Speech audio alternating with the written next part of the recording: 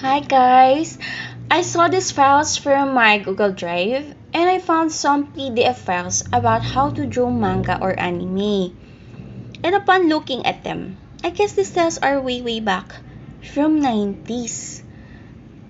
I just remembered when I was 8, my classmates would ask me to teach them how to draw anime in my style. And back then, yung style ko was a combination of or inspired by Cardcaptor Sakura, Sailor Moon, Fushigi Yugi, Magic Knight Rayearth, and so forth.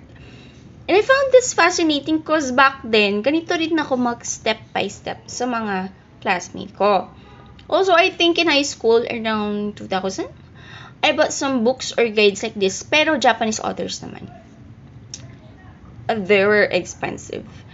And yung nabalik ko were mostly about action poses yung tinuturo nila.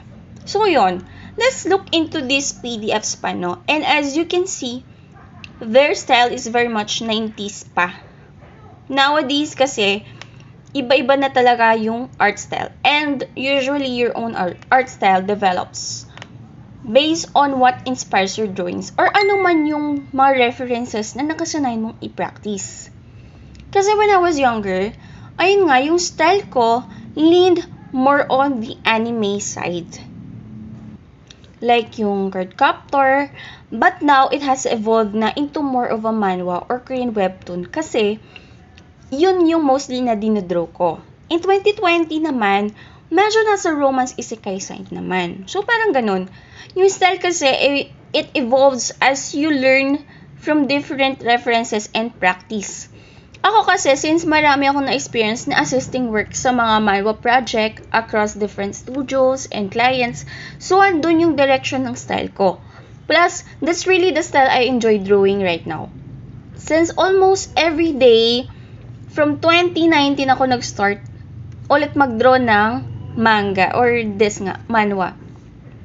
Kasi before that, I was in the design field and I hadn't drawn manga or anime for a long time. And since natuto lang din ako mag-digital drawing in 2017, doing book illustrations naman. And by 2020, nag-start ako mag-draw ng webtoon. So yun. So tong old guides, I think okay lang din naman sila as references. Marami na kasing ways to learn how to draw, not just anime or manga, but also cartoons, 3D, manhwa, etc. And for me kasi, everyone has their own styles. So yung katulad ng anatomy, these tutorials mostly teach the general proportions. Kasi if you really want to portray